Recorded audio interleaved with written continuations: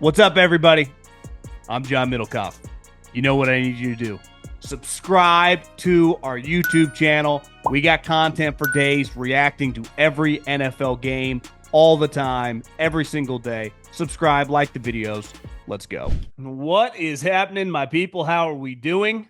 It is Monday afternoon. I'm recording a little podcast reacting to some of the headlines and the main stories today from the owners' meetings.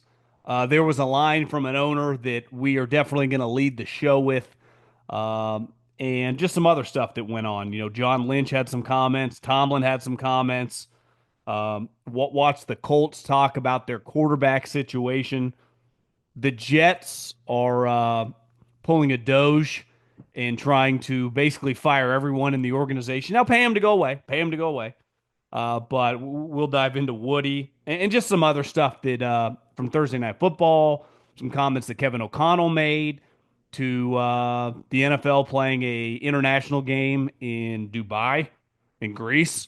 So we've been talking about this for a while in regards to the future of streaming and the importance of never moving a team to, Europe in that general region, but to keep playing games there. We'll talk about it, but that will be today. It's kind of going to be a NFL rapid fire. Some of the big comments. Obviously, by the time you're watching this, we will probably have some information whether the tush push gets banned. But yeah, I don't know. Who knows where that's going to head? My guess as of today would be that it doesn't, but you never know with some of these, teams and owners being pissed off. There's jealousy, there's envy when you start winning. If the Eagles were winning 6, 7 games every year, but the tush push dominated, I don't think anyone would care. You start winning the Super Bowl and kicking everyone's ass in the playoffs, that's when people start gunning for you. But before we dive in to the old podcast talking about some football, can I tell you about my friends, my partners, and the official ticketing app of this podcast? You know what I would love to do? I born and raised about 15 minutes away from Sacramento. They now have the A's are playing in a 15,000 AAA stadium. Uh, the size of the stadium fits about 15,000 people. And I think the A's are going to be pretty good. And if you live in Northern California, to go to an A's game at Rayleigh Field in Sacramento would be pretty sweet. The Oakland teams love to move. You got the Warriors in San Francisco, you got the Raiders in Vegas. Now you got the A's in Sacramento. So they're spread out. But if you want to go to a baseball game, if you're a Yankee fan and want to watch these torpedo rocket bats, go check them out and do it on us. Obviously, comedy shows, concerts, you name it. Game Time is the best, easiest ticketing app I've ever used. I have been to more events in the last couple of years working closely with these guys and using their app than I have in years. And I've got Christmas presents and birthday presents off the app.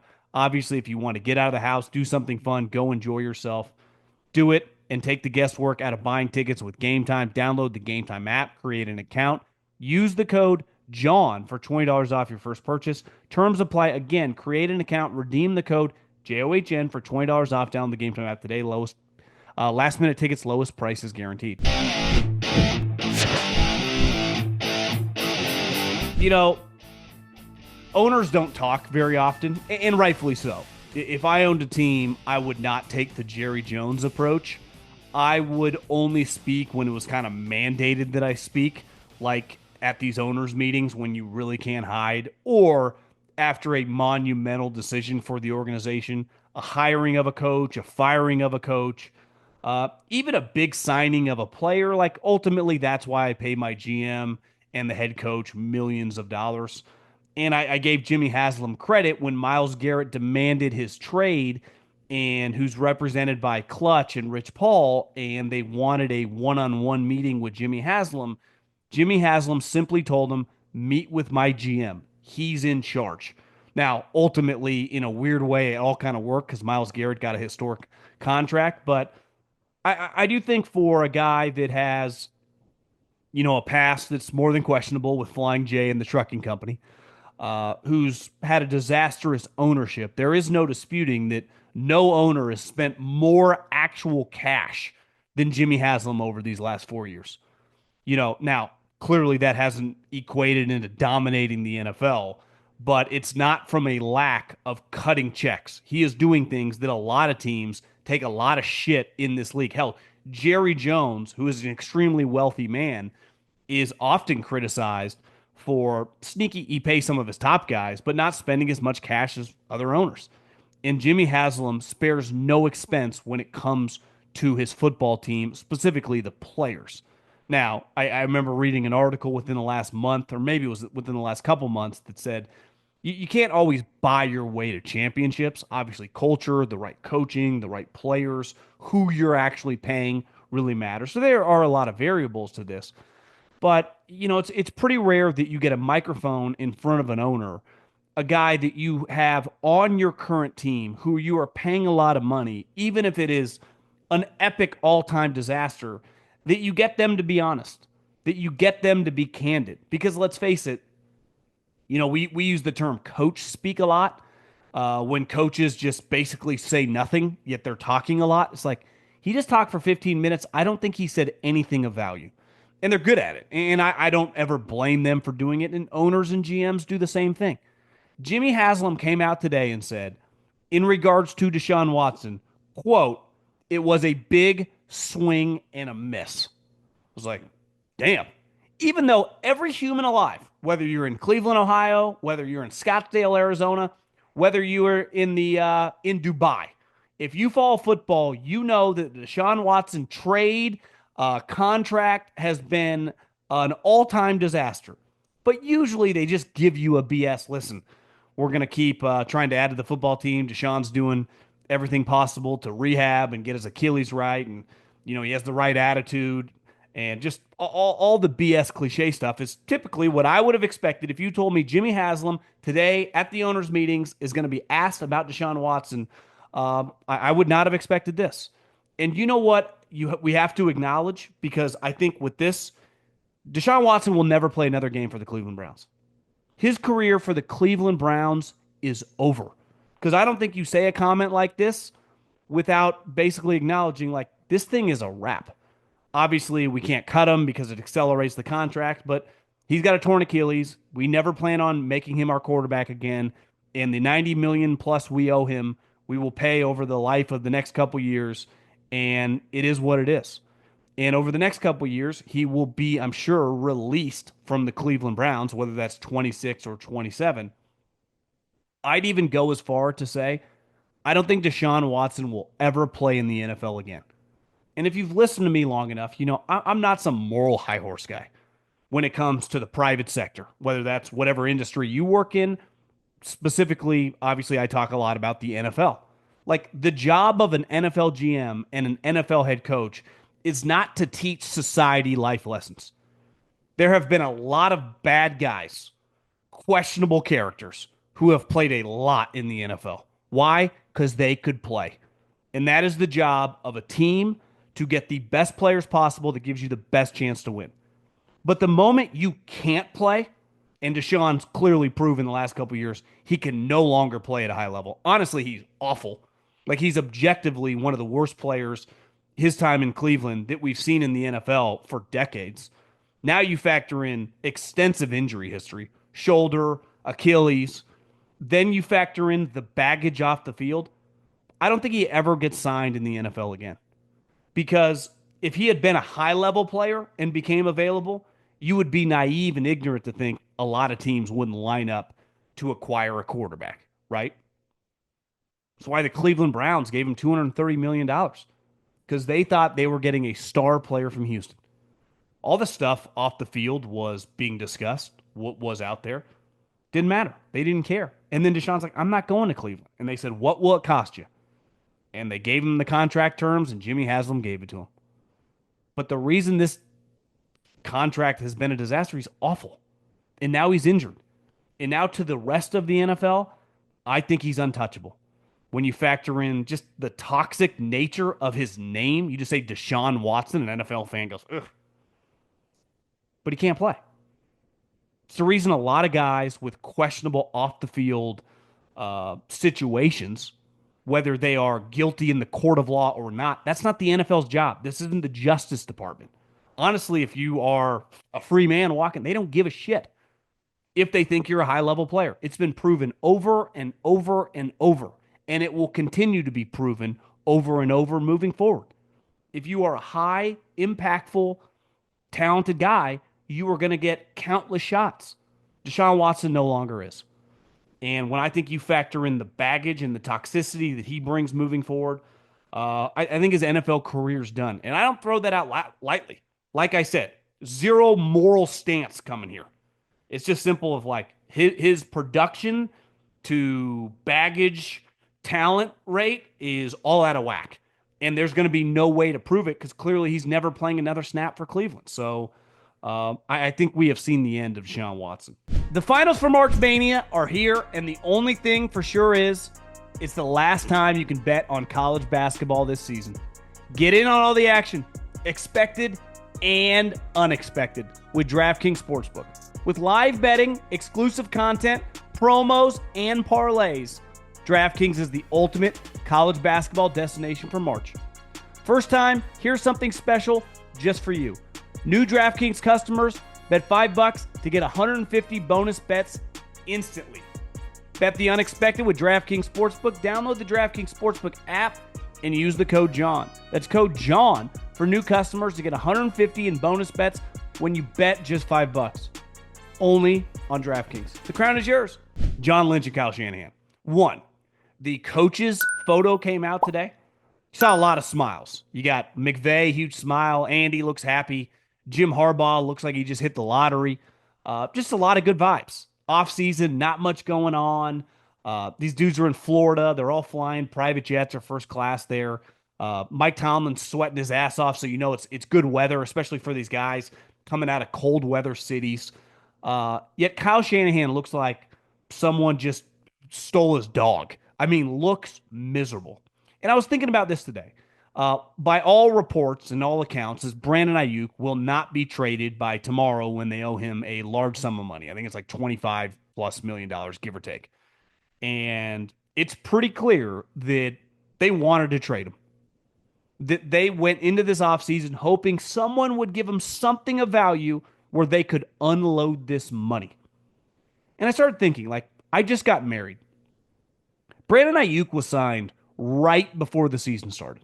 So basically, September, October, November, December, the 49ers did not make the playoffs. So starting in January, and by the combine, that's 5 months if you count January. By the combine, it was reported, and John Lynch did not push back of like, yeah, we'll trade him.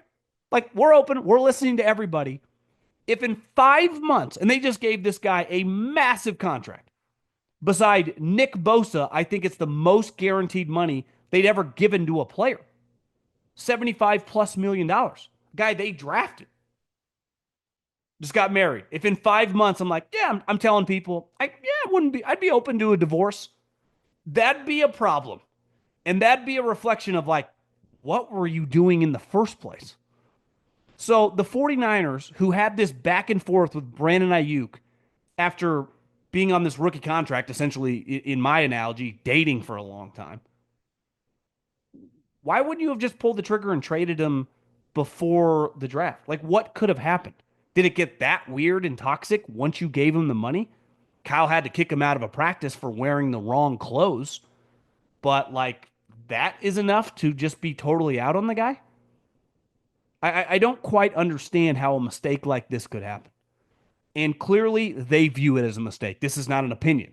Because you would not, even after the injury of like, listen, we believe in this guy. He's one of our core players. Like the way they talk about Nick Bosa or Fred Warner or George Kittle. They don't ever talk like that. Yet Brandon Aiyuk, they immediately treated like most NFL players are treated. Like, yeah, we get rid of him for the right price. You just gave this guy $75 million.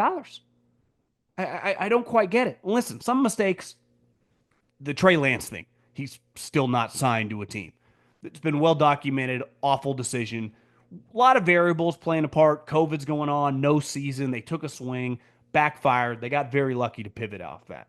Like, that happens. We've seen a lot of teams make awful decisions in the draft. The Jets did with Zach Wilson, right? He was on his third team in 3 years. Justin Fields, Mac Jones, all these guys are on different teams. So, like, you'd be like, that's even Trevor Lawrence, who got paid $200 million, most of us would argue, is he even that good? And I think the jury is definitely still out. But Brandon Aiyuk was a guy you drafted in the first round, a guy that you had been with for years, won a lot of games with. And then 5 months after giving him a historic contract, you're like, this sucks. We want out of this business. And listen, I think it's always easy to criticize these situations. And it was easy to criticize last year, which I did a lot. I thought they never should have paid him a lot of money, mainly because he had just got 75 balls, which was a career high. It's like, guys, in your offense, paying him what top receivers are going to get, it's never going to work. It's always going to be, you're not going to have a 100 catch guy. That's not the way your team's built. And most specifically, your head coach, who's the coordinator, runs an offense. So doing a deal with him like this from a financial standpoint, even separate from however weird it got off the field and the injury, didn't make football sense. But what could have happened within 5 months where you're like, yeah, we're not really into this guy. And they can say whatever they want now. Hey, he's still our guy. Like, bullshit. You don't entertain a trade like this. And let's face it, want to trade him. No one's giving you anything of value for a guy owed basically 50 million over the next couple of years, who has a torn ACL and MCL, right? And needed major surgery and is not even going to be ready till the middle of next year. Now, maybe this was they knew they could never trade him, and they're playing psychological games with him because they thought that he fucked with them last year, which has been well reported, and they did not like the way the negotiations transpired. But what a bizarre situation! It really is. The Steelers and Mike Tomlin. Now, Tomlin was asked about Aaron Rodgers, and he gave one of his classic, like Tomlin's, I'm comfortable being uncomfortable this time of year, and I'm used to the weirdness of free agency, which I don't think he's really lying. And I think all signs right now point to Aaron Rodgers being on the Steelers. I heard I think some people had believed that Rodgers was going to make the announcement on Pat McAfee's I think he has like a show. I don't know if it's actual like live show when his show's on air or just a show at night, but it's in Pittsburgh, and most people think that Aaron Rodgers is going to come out, uh, during that period of time. And when I first heard, I forget where I heard this. It's like, I don't know. That's so long to wait. Like, he's really gonna no. Now I kind of feel like, yeah, maybe there is some validity to that, and that's ultimately what's going to happen because there was a picture going viral today of Rodgers throwing with DK Metcalf, who is obviously no longer on Seattle and on the Steelers. You're like, yeah, this thing's going to happen. But that's not what I want to talk about, Mike Tomlin. He had a quote today that I thought, which I'm kind of torn on, and he was asked about, uh, the reseeding, which is getting pushed in these owners' meetings about teams with better records than division winners having to go on the road. And obviously, there are teams pushing to have a team like the Minnesota Vikings would not have. Now, technically, that game ended up in Arizona, but would get to host the game because they won 14 games. Instead, they're going on the road to play a 10-win division winner. And Mike Tomlin supports division winners getting to host playoff games because he thinks, to quote, did I write down his quote? I don't think I did, but basically, winning the division matters. And he's a big believer in rivalries, which I am too. I'm all for it. And I used to believe this. If you won your division and it was one of those weird crappy years and your team was under 500, which we've seen before in rare circumstances. I think the Panthers one year, the Saints on the was it the Beast Quake in Seattle. They had to go on the road. Seattle was like 7-9, won an awful NFC West, like Pete Carroll's first year. I'm all for you don't get to host a playoff game. And I'd even be for in that situation, you don't even make the playoffs. But I think guys like Tomlin would push back against that. I think if you're under 500 and you're like, well, if you're not one of the top 7 teams, you just don't get to make the playoffs. I'd have no problem with that. But I do think this: if you win your division, and this is going to be like, I'm going to pull some stuff. I don't want to say out of my what, but this is just, I was thinking about this. If you win 10 or more games, let's use the Rams as an example. Like, they didn't feel like a random playoff team this year, but they weren't Minnesota, Detroit, Philly. Like, they weren't 13, 14, 15 win team, but they were clearly pretty good. And they went 10-7 and they won their division. I have no problem with them getting the right to host a playoff game. But if you tell me you go 9-8, which in 17 game season is essentially 8-8, now it's not under 500, but it's still like you're 9-8, and you're always going to be more than likely the fourth team if you go 1, 2, 3, 4 in the divisions. You're hosting a team, I would say, if we just look back on the last decade, is probably on average going to have 2, potentially 3 more wins than you. Feels a little out of whack. So I'd have no issue with this. Under 500, you're not guaranteed a playoff spot if you win the division at 8-9 or worse. If you go 9-8, you get to make the playoffs, even if you're not one of the top 7 records because you won the division. But you got to play on the road. And if you go get 10 plus wins, you get to host the game. And you'd be like, well, why do you just choose those numbers? Well, it's like, I was thinking about this today. Where'd they get the 15-yard penalty? Why is it not 10? In a 100-yard field, and we're at the 30-yard line, I mean, you're talking, that's a huge, huge advantage. Why is it 15 yards? Automatic 15-yard penalty, automatic first down. Why can't it be 10? They just chose a 15, and we just go along with it, which I'm not against. But when you really think about it, the field's 100 yards. So if you get a 15-yard penalty, that's 15%, and that's assuming you're basically at the 0-yard line. If I get a 15-yard penalty, I'm at the 50, shit, I'm already in field goal range. Well, if that's 10, it changes a little bit. So we already kind of do that with penalties. Why can't we do it in this situation? I do just think that something about under double-digit wins, we got to question. Couple things in regards to the Colts. Andrew Luck is now the GM of the Stanford Cardinal, and he just fired his coach, Troy Taylor, who ironically is a former Cal quarterback and coaches Stanford, just like Mark Madsen, former Stanford great, Cal's basketball coach. But there was an article within the last, 3 or 4 weeks. I haven't talked about this on the show because I read the article, and it said he was doing like really mean things to women within the office, but it didn't really give details. So it was like, it was hard for me to have a take when I don't know, like, is he just, football coaches can be dicks. A lot of stress. They're not winning. Is he just not being nice? Or is he doing specific things? Like, I need examples to have an opinion on, like, yeah, this can't be tolerated. Or is like, yeah, welcome to football. But he got fired. And Andrew Luck fired him. And today it was announced that Frank Reich, his former coach, and obviously former Panther coach, former Eagles offensive coordinator, former quarterback in the NFL, will be the interim coach with Stanford, but only for this year. Now, if Stanford wins like 8-9 games, maybe he just keeps the job. But they're claiming that they fired Troy Taylor, which, was, I guess, Andrew Luck's decision, potentially the president's decision. You fire a guy in the middle to late March.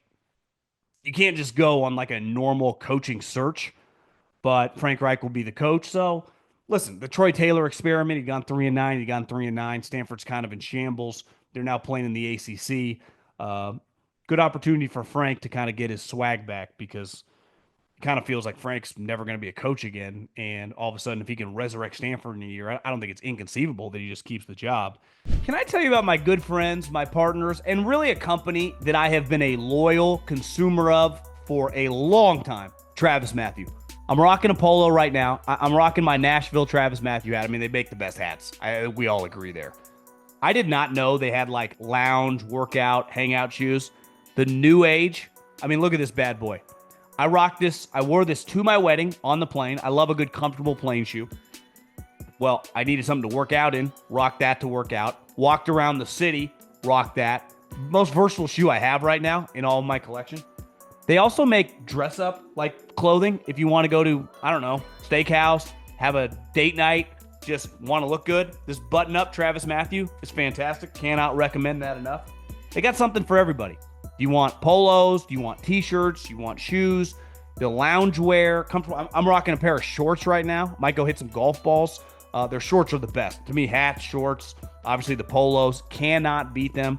Visit travismatthew.com and get 20% off your first order when you sign up for email. I listened to Chris Ballard. Florio. He sat down with Florio, and I listened to that interview. And then I read some quotes from Shane Steichen. It's pretty clear that the Colts like Daniel Jones.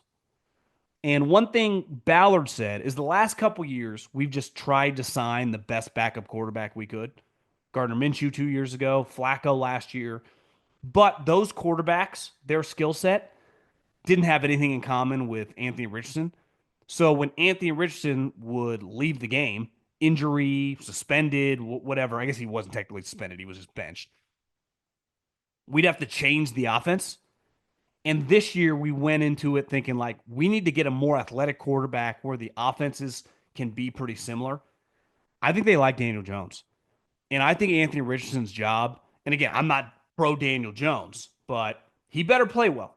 Because if Daniel Jones, if all things are equal, I think they'll go with Daniel Jones. I think they are very, very unsure right now on Anthony Richardson. I don't blame him. And Steichen mentioned today, like, he's got to be more accurate. He used the Gruden quote, you can never go broke taking a profit. You know, the spider two wide banana. The whole point of that was like you can dump it to the fullback. It's an easy play. And the one thing with Anthony Richardson, you don't really get easy plays because he's pretty inaccurate. And I'm not saying Daniel Jones is any good. I don't even think I would have signed him if I was them.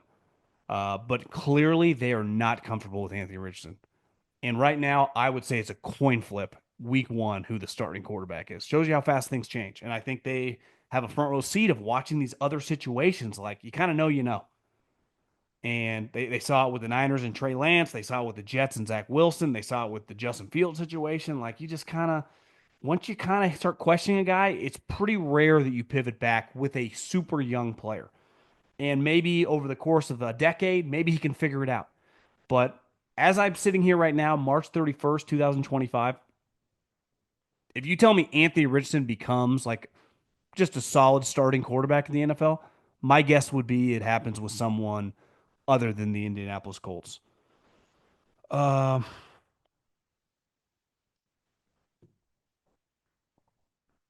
this was an interesting story. The New York Jets, it was reported by, I think, the Sports Business Journal that of like 220 employees, they offered like 170 or 180 of them the opportunity to quit and basically get paid to go away, which I've always said. Some of these coaches, like Josh McDaniels, got like $50 million to leave. You know, no human can relate to that. You read some of these articles about like CEOs getting the golden parachute. I remember when I got fired in radio and they owed me like 10 grand over the course of 2 months. I thought I was like, I'm getting 10 grand for 2 months and not do shit. This is awesome. Most human beings, when they are laid off or fired, not only don't get much, a lot of them are at will employees. They get nothing and have to take unemployment, and it sucks. I've been there where you just like have no money coming in. You don't even know what to do. I feel little sympathy the way this is going to work with the Jets, where a lot of these people are 10 plus years. Some of them are 20 plus years. You get 3 week severance for every year you work there. So if you work there for 10 years, you would get 30 week severance. I mean, that's more than 6 months. Some of these people up to 80 week severance. Do the math. You're talking a year and a half. So like it's pretty clear if they don't want you to work there and they're offering you a year worth of severance, it's like I'm not feeling bad for you. I'm not looking at you like the dude at some job that just gets laid off and now has no income coming in. That sucks. That's not the case here. Woody Johnson's throwing this out. He's copying Elon and Donald, who did that. I actually know a guy who got offered this. I think was it early February, late January, and he took it. He's being paid by the U.S. government till I think September to just he got paid to leave, and he was in a situation where he was between jobs. He took this job, he didn't like it, and they offered him that. He's like, "See, I'm out." This is a situation which is, I would say, is a little unheard of. The difference in the government thing that's going on is there's administrative change. There is a new boss. And there are people, if you don't align with the values and you are not going to want to do what they're going to want to do, or you think that they're going to bring in people that don't align with the way you view things, you ultimately will get fired or forced out. You're like, okay, I'll take my quote unquote golden parachute right now. In this situation, Woody Johnson is not leaving. So the ownership, there is no change of leadership. The reason the Jets haven't made the playoffs in, I think it's the longest standing professional team in all of sports, all the four major sports in America, is not because of any of these individuals. Sure, some of them you could trim some fat, probably you could upgrade, but Woody Johnson looks at it like we need a full scale change. Let's fire everyone in the building and start from scratch. Woody, you're not a startup. The reason your team hasn't won many games, you've picked the wrong players. You've hired the wrong coaches. You haven't figured out the quarterback position. The third dude in the marketing department who's worked there for 6 years has no impact on winning and losing. I promise you that. I've been in these buildings. They do not impact it. It's not their fault.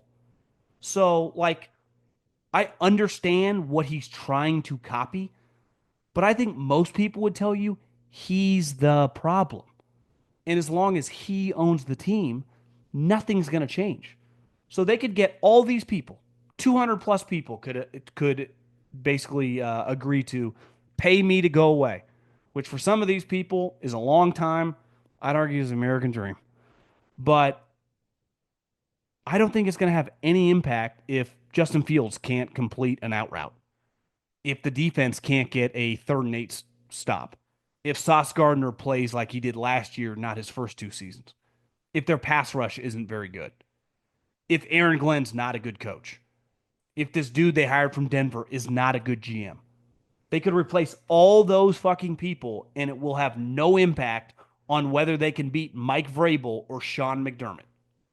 So, sexy headline. And I would imagine that a lot of these people end up taking these once they realize that they are not wanted anymore. Because the one thing I look back at when, I've left places was like, why would you want to be somewhere that doesn't want you? Now, at the time, it's very difficult when you're hearing that news. It is not fun. But when time passes and you look back, you're like, why would I want to work with these people?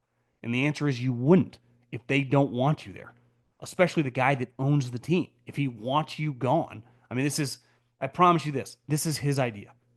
He's clearly good buddies with Donald. Their wives were models in the 80s or whatever. And he's copying Doge and Elon. I just think, to think that the dude selling sweets is the reason the Jets get made fun of a lot and have had issues over the last 15 years, I just think is fundamentally like barking up the wrong tree.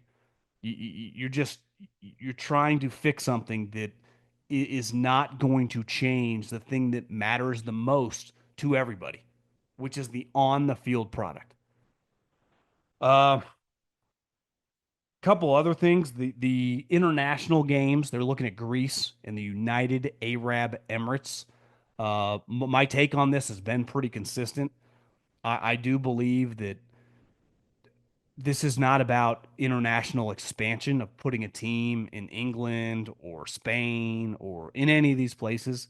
It's just about building an international fan base for Netflix and Amazon and Apple TV and Hulu or whoever they end up going into business with.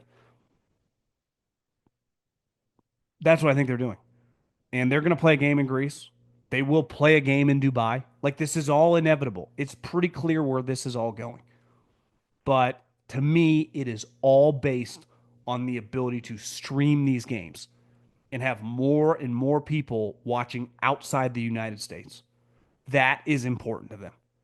And when they inevitably sign a big deal with Netflix, They will have hoped to have built that base over the course of the 2020s, and they are actively doing that. Thursday night football, they've added the ability to flex games over the last couple years. They just had to give you a 28-day heads up.